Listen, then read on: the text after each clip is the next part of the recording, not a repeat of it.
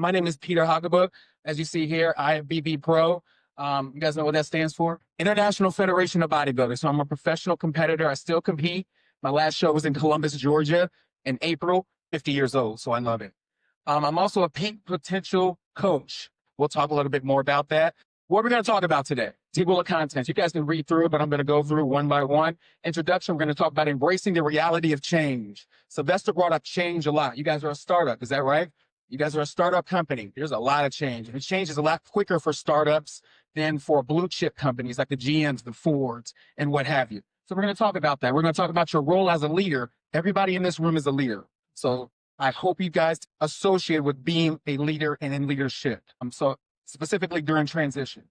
Communicating with clarity and consistency. Consistency is very important. You guys want upper management to be consistent, right? You don't want them to tell you one thing and then a week later tell you something different. Am I right or wrong? So communicating with clarity and consistency. Number 4, leading with purpose and prioritizing people.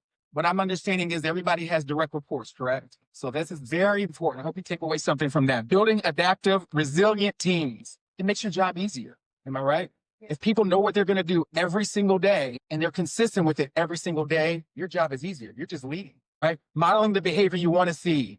Practice what you preach. Act that role. Be that person that you want to be and that you want the other people to be. Maintaining safety, culture amid growth. Startup. Number 8, casting vision and inspiring action. Like I said, I've been bodybuilding since 1998. Became a pro in 2019. That's a lot of years as an amateur, and then becoming a pro just 6 years. Just 6 years ago. I've won a couple of pro shows. That one in the middle, I won in Boca Raton, Florida. That's in Charlotte. That's in Chicago. I'm also a personal trainer. I own a personal training company since 2001. Trained over 2,000 clients. Still train them.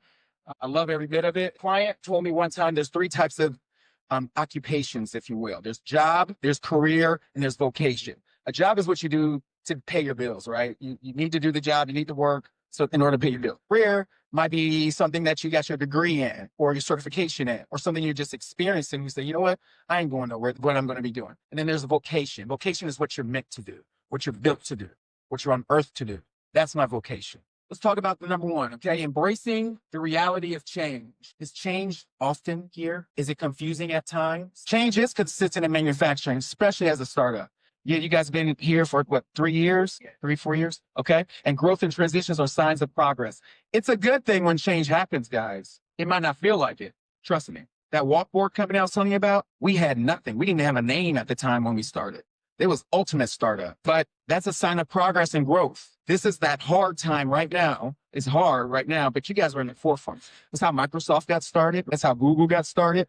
Companies like that got started the same way LM manufacturing got started. So that is very important. Recognizing that change often brings discomfort, uncertainty, and resistance. When we started Walkboard, I had a cushy job as an operations manager in charge of 200 people, and I was on top of the world. So my boss said, nope, I want you to flex and figure this thing out. So we started Walkboard. My pay was being paid by Walkboard, brand new company. My insurance was being provided by Walkboard, a company that didn't really exist. That was uncertainty. And that kids, what am I going to do? What if this thing falls? Uncertainty. Address the emotional reality, right? For teams, fear of the unknown, concerns about roles, and fatigue. You guys are all leaders of people. How do you find the information for what's next? Do you give those answers or those responses if they're clear and concise to you, right? That's one of the points. To your direct reports. Do they have questions on top of those questions? Then what do you say when they have those questions on top of the questions and you don't have the answers at that moment? Let's find that. I love that. Do you really do that? That's awesome because that's very important. Don't leave your direct reports hanging. You guys want respect with your direct reports? Don't leave them hanging. The moment you leave them hanging, they're going to look at you and say, he won't tell you nothing. Don't even worry about that. Don't go to him. You don't want to be that person. I see some hands up that said, I want a promotion. Was that right? Be that person you want that other person to be. I know that sounds kind of corny, but it's true. You want somebody to respect you, right? I think everybody in this room wants to be respected. You want to be looked upon for answers. Am I right? Right? Okay. So, that's what we need to do. Emphasize that with the right leadership, change becomes opportunity, not chaos. Sylvester was speaking on that today. You have the right leadership here. This guy has started 19 businesses. Who else would you want to start a business? You can't beat that. Set the tone. We're not just surviving this. Our goal is to lead through it. What does that bottom line mean to you? What's your name? James? Okay. What's that mean? Okay. Okay. What I see from that is you're right. You know change is going to happen. You know it's going to be chaos. You know it's going to be hard. Work through it. It's a season, guys. You guys are dealing with a season. The season might be a year, but you're going to lead through it. Once you get through it, you're going to look back at it and say, man, remember that time when we did this? Remember that time when I was stressing over this? I was losing my mind. Your role as a leader during transition. Leaders are the emotional thermostats and set the tone for your team. The way you walk in and the way your face looks walking in makes you approachable or not approachable. Would you guys agree with that? I was taught a long time ago, and fake it till you make it. If you have that day where your kids are screaming and yelling, you got that bill on the table that she's like, how am I going to figure this out? You still got a job to do. You still got a place that pays those bills. Fake it till you make it. I will walk into work in my car and be like, come on, Pete, game face right now. Walk in with that smile, set that tone, change the narrative. You don't want to be that person that say, I don't want to go to that person. Promotion will not happen, and your job will just be that much longer. Demonstrate calm confidence, even when the outcomes are unclear. You said it right there. Let's figure it out together. But be confident about it. Be real about it. I'm trying to figure this out now. I just got the information. I'm going to let you know. And then when I let you know, you'll be the first to know. And make sure it's clear, because guess what that person's going to do once you give them that information? They're going to go to their colleague. Oh, this is what Pete said. You want it to be wrong information or right information? You want it to be clear and concise. Be a translator of change. Help the team connect the what to the why. Communicate. It's redundant, I know, guys, but communication is everything in a relationship, in the job world, in sports, you name it. As a pro, communication is everything. I even have a coach. I'm a personal trainer. Been doing it for over 20 years. I'm an IFBB Pro men's physique competitor. I still have a coach. I have a coach in North Carolina. If his communication is not clear, especially the last week, we call the last week peak week. And I'm lean, I'm at 2% body fat. If I eat the wrong foods at that moment, you're so lean, you're going to blow it up and there's no reason to compete. All those months of preparation means nothing.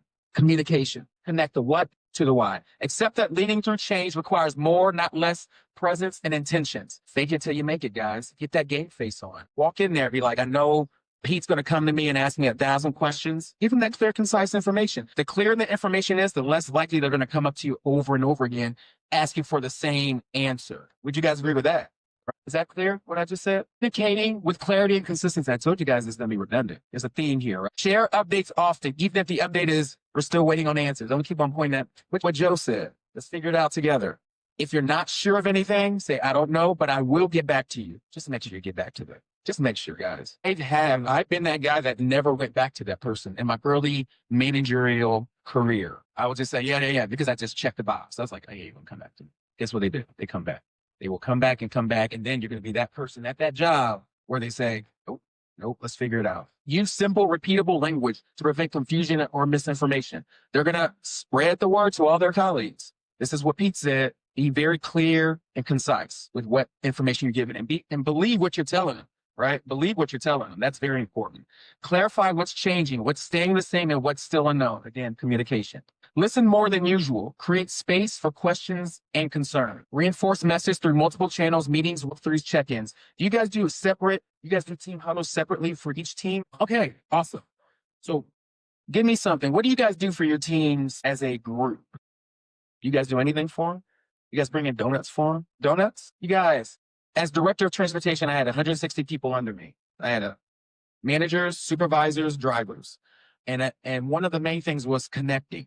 Right? Reinforcing messages. But a lot of people love food. Food brings people together. Does food bring people together? Food brings people together. You know, you can have people from the opposite ends of the fence eating. Guess what? Hey, those mashed potatoes were good, wasn't that? No. That starts that dialogue. Food brings people together. Bring some donuts in. Bring something very inexpensive in. Expensive. So that's to be fine with it. Trust me. Little things like that go a long way. You guys believe me on that? They go a long way. I would go to one of the local Coney places to get a bunch of breakfast sandwiches and have the drivers get surprised with walking in their driver room and what the heck is this? What's this for? Boom. They're more likely to do things for you when you help them out, when you think about them. Okay. I'm going to bring this up later, but I feel empowered to talk about it now. One other thing that a very important mentor told me was to know 2 things about your colleagues, 2 positive personal things about your colleagues. 2 things. They're married, got kids. They take their kids to T-ball every Saturday. Know something. So you can have that dialogue with them. Hey, how was T-ball on Saturday? Oh, it rained out. Oh, man, that's messed up. What up with that? It starts conversation. It makes it more personal and not as professional. Does that make sense? It brings them closer. You would want the same thing, right? If Sylvester came to you and said, hey, how's your kid doing? He's a running back, right? How'd he do? Last Friday. It's kind of cool that he remembered that. Leading with purpose and prioritizing people. So important, guys. Lead with purpose. Fake it till you make it if you have to. Let me caveat that. If you have to. If you have those days, do it if you have to, okay? But have the same face every time. Be consistent. What's your name? Damien? It's my son's name. Let him know that you're consistent, that you're the same person every time. People can approach Damien without any fear, right? Make sense? Start that today, guys. Like, start it, okay? Figure out who you want to be. That's the most important thing. Because if you don't believe it, then ain't nobody's going to believe it. Figure out who you want to be. You want to be positive. Am I right? It's easy to be negative in the workforce. That's the easiest thing to do. The hardest thing to do is be positive because you always see the negativity. We always think the grass is greener other places. It's never. It's not always greener. Am I right about that? Connect daily work to the bigger purpose, what we're building and why it matters. Sylvester was talking about that today. What's the purpose? What's the big picture? Show empathy. Understand the transition affects each employee differently. All your direct reports are affected in a different way. They're going to be stressing. They still got their home stuff they got to deal with. Plus, I got to go to work and I have to hit this metric. I have to hit this KPI or whatever you guys are measured by. And, Damien's going to come to me and be like, hey, what you doing? Why are you slowing down? What's going on? You still got to deal with that. Have some empathy because this is still a startup. We're all dealing with that stress. And it's a daily stress. I know that. I know what you guys are dealing with. But it's just a season. The startup is just a season. It's this much of your life you're going to have to deal with to get to the bigger picture. Does that make sense to you guys? Look for signs of stress, burnout, or resistance and adjust them early. You guys are leaders. Non-verbal cues, right? Verbal cues. Look for those. What would you do if one of your colleagues was stressed out and you've seen that they were different than they were the day before the week? Okay, talk to them. Don't assume it might look kind of different. Like, what's going on here? Hey, man, you straight? Everything good? And if you build that rapport, if you have the same face every day, positive face, you're approachable. So they're going to open up to you. You already know 2 things personal about them already. You ask them about their kid in their football game, they're going to come right up to you and say, yeah, man, you know what? I'm just dealing with some stuff right now. You need 2 minutes. You need 3 minutes to collect. What's wrong with 3 minutes? What does that do? You think that'll affect them positively or negatively? Positively. And it's just 3 minutes. It's no time. Encourage and recognize contributions during tough times. Appreciation goes far. It's your job, right? But if one of your colleagues hit a metric, you're like, man, give him a attaboy or attagirl, a high five, a handshake. Look at them with trust and like realness and say, man, that was legit. I didn't think you'd do it, man. You knocked it out again. That stuff goes a long way. Not everybody wants an attaboy. We know that, but still do it. Be consistent. Be consistent who you are. As I'm talking, guys, figure out who you want to be. That's all I ask. Figure out who you want to be as a leader. Because leaders, not everybody can be a leader. Am I right or wrong? Not everybody can be a leader. They can't handle the stress. They don't understand. Metrics scare them. They have to have a game face on every day.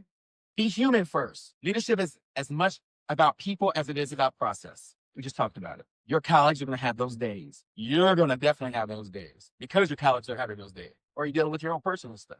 Building adaptive, resilient teams. It starts with you. It starts with you. If you have direct reports that you deal with every single day, what type of team do you want? Don't you want to be able to manage your team, not retrain every time or know that Pete's going to screw up on this machine or that machine? You guys want that? No. What are you going to do to change that? What would you do to change that? I'm going to add something to that. Know your business. If you're going to try to tell one of your colleagues, hey, you need to operate it this way, you better know how to do it. And if you have to, you guys are salary. If you guys have to stay after to figure it out, figure it out. The easiest thing to do is know your business. When you know your business and you see a colleague struggling, you're going to get multiple things. You can get respect from that colleague because you're going to show them exactly how to do it right. You're going to show them, and they're going to be like, man, he's talking the talk. He's not just somebody walking around telling me this and that.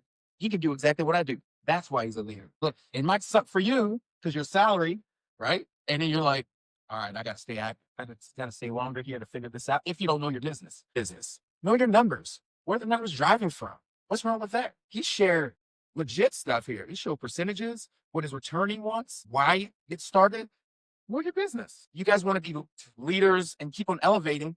That's just only going to make you better colleagues. Promote a mindset of flexibility. This may not be how we've always done it, but let's try it. What does that do when you say that to a colleague? Somebody tell me. Excellent. Yes, sir. Using ownership on it. Love it. This may not be how we've always done it, but let's try. All of those things are exactly right. It shows empathy to that colleague. It shows them that, hey, I feel you, but let's do this together. That they're not alone. It says it goes a long way. What type of leader do you want to be? Involve teams in identifying improvements or solutions that are closest to the work. Train for cross-skill, upskill, and support problem solving. So do you guys cross-train at all here? You guys think that's important to cross-train? Why? Give me one reason. Who said that? Boom. Absolutely. What else? Give me one more. Excellent. Excellent, man. What did I say just previous slide? What was the thing I said about that aligns to that? Know your business. Everything that you guys said. Know your business. That is how you become great. Nobody wants to be just okay. You don't want to check boxes, you want to get a paycheck, but you're going to spend 50% of your life working.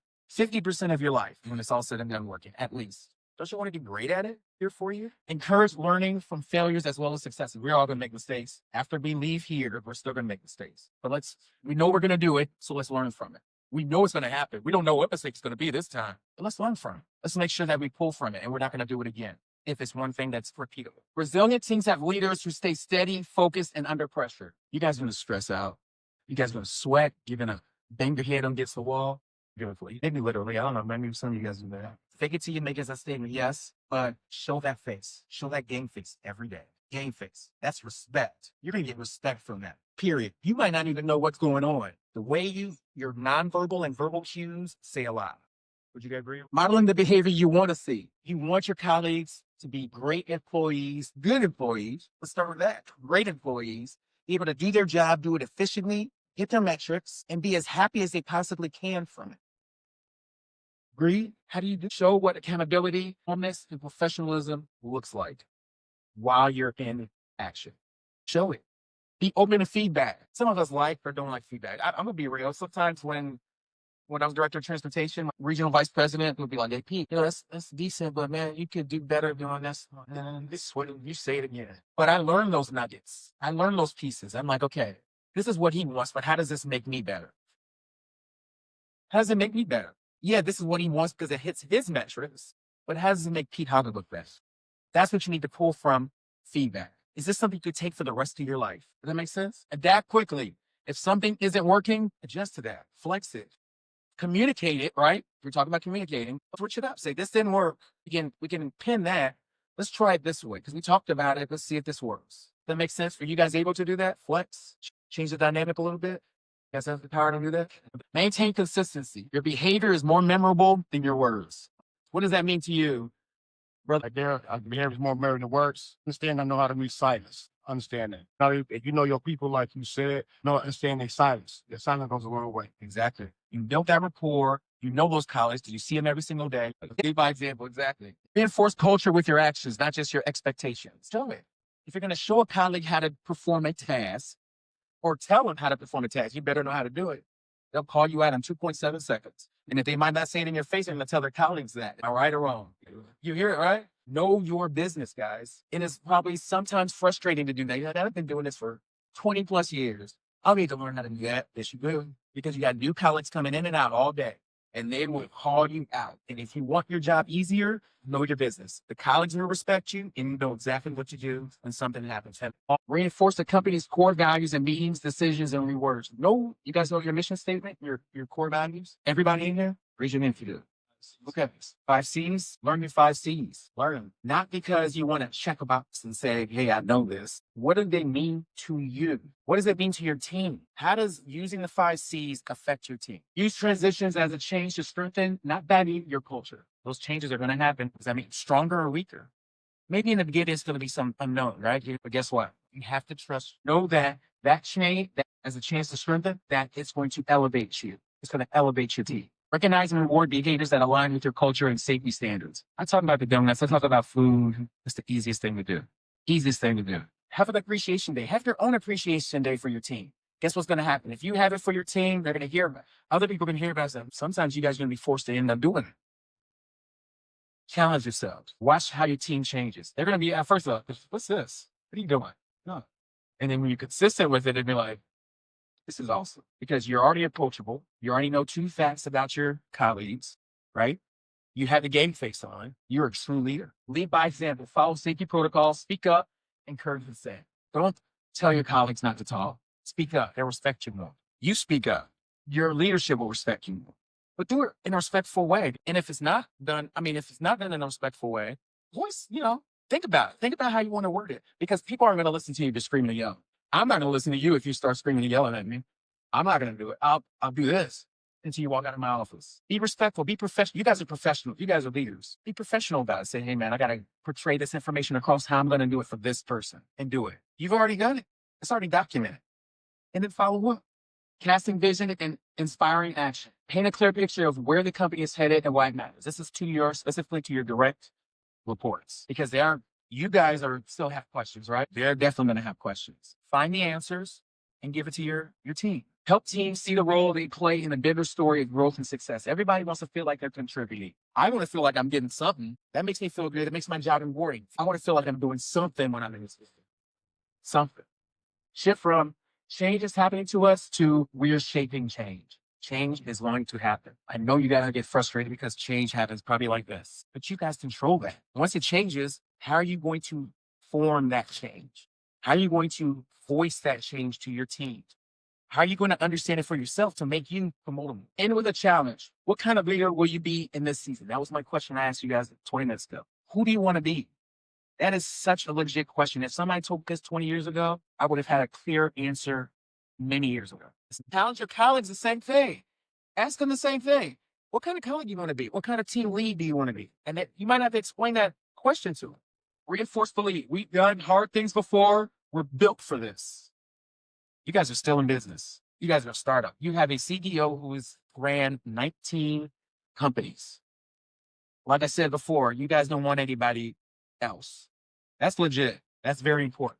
The grass isn't always greener. I said this earlier. It's greener where you water it. You're here. Nurture it. And if you don't feel like you're being nurtured, voice it. But voice it professionally. Be that leader, especially when you're in this building. Game face it. You're having a bad day, tough day, you're dealing with personal stuff, game face it. So I'm going to be honest, guys. It doesn't relate to what metrics and KPIs you got to hit.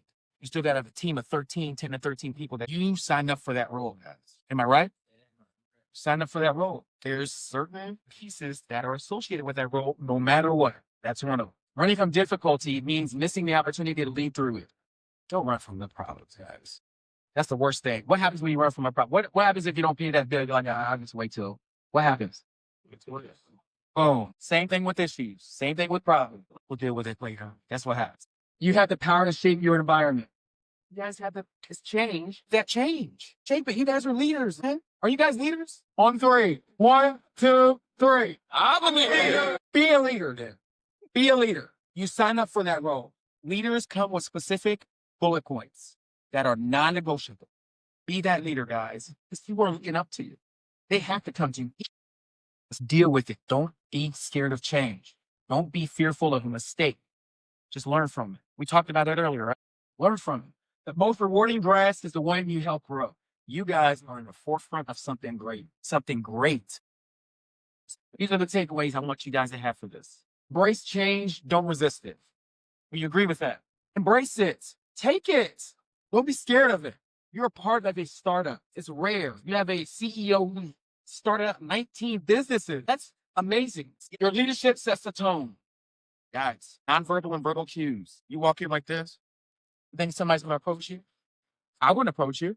They're going to be avoiding. They're going to make a mistake, and they're not going to tell you about it. You're going to find out last minute. Egg face. Smile. Fake it till you make it. Because guess what? Problems are still going to come. Communicate clearly and often. Talk to them. Build that rapport. You have that rapport built because what did you do? You figured out 2 personal things about your colleagues. Prioritize people, not just the processes. If you didn't have the people, this place would be obsolete. That if you guys prioritize them, prioritize your team. Feel their issues. Feel that they might have a problem today that's not associated with work. Understand that. You brought up a nonverbal cue, like if they don't, something looks like there's something wrong. What you said you would approach it, say, hey, man, you straight? Be present with that. Show that you care, even though you have your own problems, because you're a leader. Build teams that can adapt and endure. Model excellence daily. Cast a bold, clear vision. You're going to go to your leadership, say, hey, what are we trying? Put that in your own words, and you're going to force that to your colleagues. So you understand it, your colleagues understand it. Does that make sense? Last thing, great leaders that you guys don't just survive change, they shape it. And I've said that 4 times today. You shape that change. Let's lead with strength, clarity, and commitment. That's all I have. Any questions?